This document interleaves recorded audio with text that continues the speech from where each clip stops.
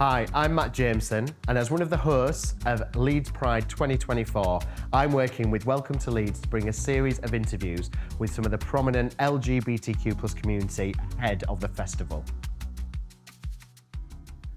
Hello and welcome back, and I'm joined today by a good friend of mine, Steph Hirst. Oh, hello there, gorgeous boy. I'm good, are you? How are you? I'm good, everything's great, and it's wonderful to be involved in this as well, because I've done a lot with Welcome to Leeds over the years, and all of the amazing things that Welcome to Leeds is and continues to bring to this great city.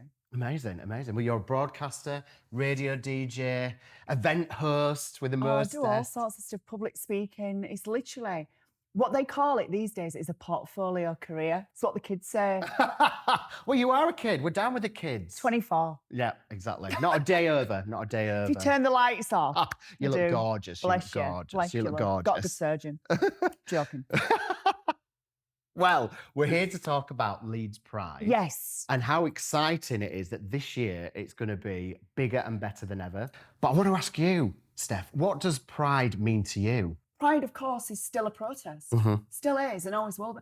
But also, it's a celebration, isn't it? 100%. It's all 100%. of us coming together and showing that each and every one of us, doesn't matter where we're from, what our differences are, we're there to be celebrated, aren't we? We are, indeed. And I think that's what it means to me. I was raised on a council estate. Yeah. And, there was a lot of people from that area that were, really struggled with anyone that was different. Mm-hmm. And whether your skin colour was different, whether you wore glasses or whether you were overweight or whatever, any differences. What was how did you kind of come to terms with your own sexuality and how you were going to move forward and kind of your coming out story?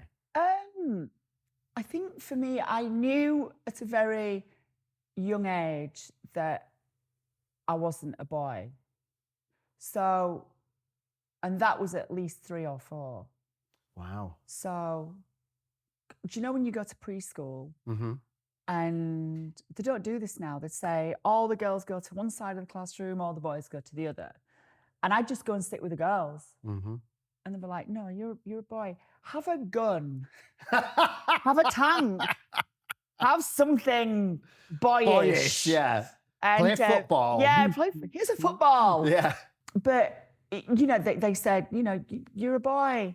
And I kept doing it. And it became a bit of a problem. My mum had to go down to the school. And I was told so much that I wasn't a girl that then you internalise it, don't you? If you're told something over and over again, you start to not say it. You're afraid to say how you feel.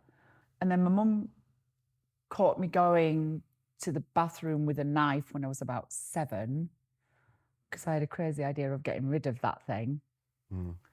Eventually I did. Not with a knife myself. Thank God. There was a lady I discovered called Caroline Cossey. She was a Bond girl, a model, and an inspiration. And I was off school one day and I was on the sofa. Parents are at work, because you got left on your own when you were a kid. Yeah. It was like... Back in the 80s, we Yeah. Don't torment the dog. Don't burn the house down. I know, yeah. She didn't tell me not to put her clothes on, which I did. Anyhow, so anyway, there was a lady who was on TV being interviewed and she was talking about her childhood. And she starts to describe how I felt. Okay. And at this point, I'm like 11 years old. So I dove onto the floor, grabbed a videotape, tape number 7 in our video library, threw it in the video recorder, and then recorded what was on TV, which was Caroline being interviewed. And then that tape disappeared because it lived under my bed. So then, I'd go to my local library, Barnsley Library, and get her book out because she was on TV promoting a new book. I used to get Caroline Cossey, My Story, and I've now got my own copy of it from eBay. And then she friend requested me on Facebook. I nearly had kittens. That's amazing. I initially threw a street party. Have you had any communication with her then since that? Oh, wow. Yeah, DM'd a few times and stuff. We all have that one person, don't we, that you discover early on. And that you connect with. Yeah. They may not be there in person, but an image that you're looking at. I totally get it, yeah. And you kind of think, actually, that's who I am. There's so many similarities. It's the moment when you feel like you're not alone. That light bulb moment. You try to be everything that everyone wants you to be. And then that's when, the dark noises inside your head start. Yeah. Then I found radio, and radio made it all go away. Radio was the escapism. I found radio at 7 years old. Well, I was asked when I was 7, do I want a brother, sister, cat, or a dog? Because I'm an only child. So I asked for a dog. I got a dog and a radio when I was 7. The dog's no longer here, of course, but the radio still is. It lives on my shelf in my office at home. And that is the radio that started it all. So I used to ring up my local radio station, which was Radio Aire, that used to be here in Leeds. Yeah. And those studios, I was on air from those studios nationally across the UK on Hits Radio last night, which is weird that, you know, I broadcast nationally from that building now. Oh, it's full circle. Yeah, massively full circle. Which is incredible. But yeah, I got in that radio station when I was about 12, making tea for DJs. And that was the sticking plaster. That was the thing that made it go away. If I threw myself in radio, that made the noises of the gender dysphoria go away. Yeah. But then the plaster used to fall off. And I had a particularly bad time around 16, 17, because you've got, you know, puberty's happened. Puberty was quite tough. Yeah.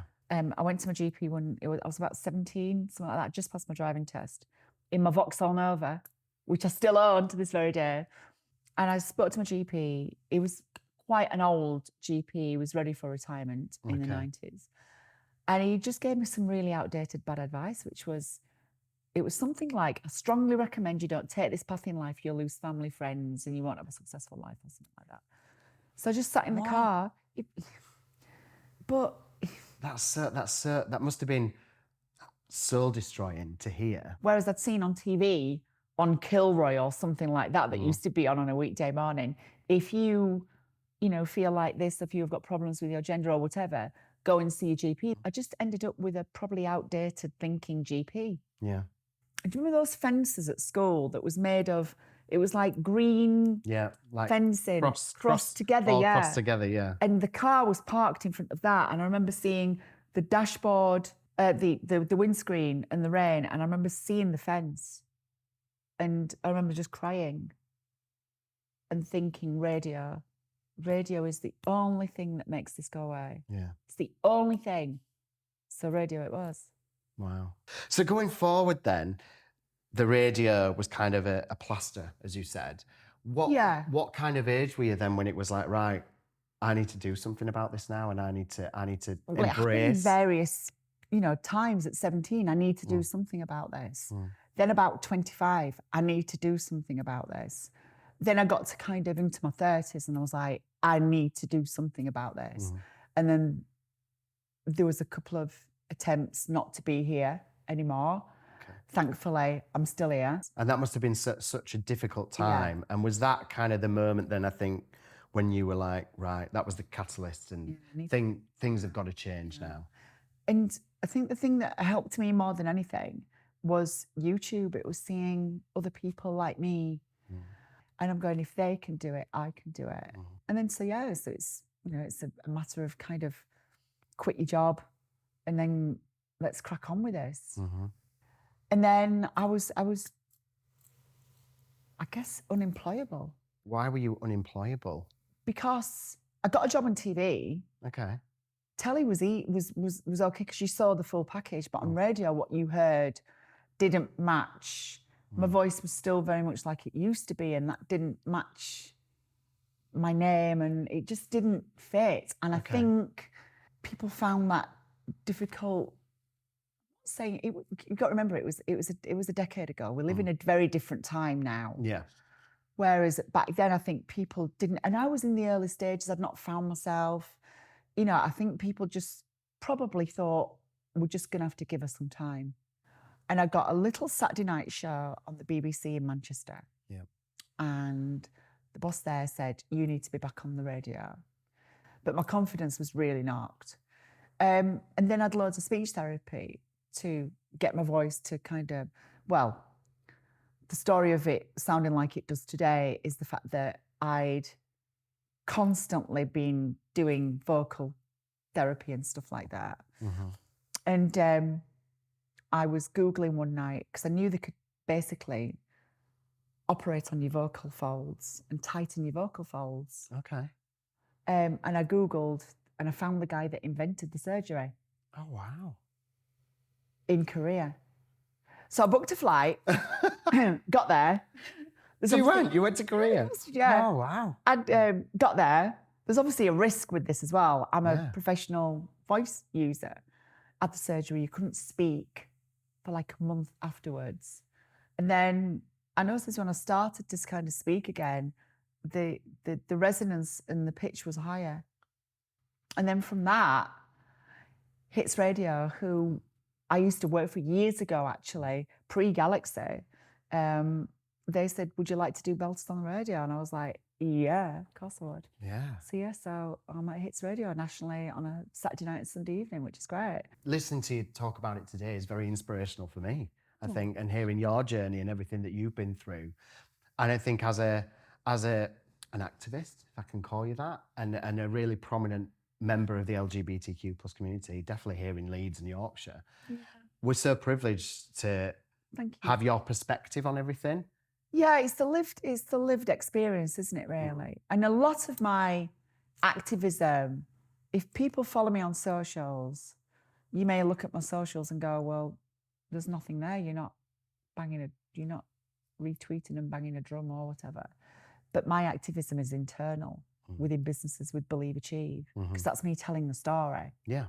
There's some really powerful stuff, but it's a roller coaster. Yeah, of course. It's all about, there's the radio stuff, but there's the gender stuff. There's all sorts of stuff in there, but that's internal.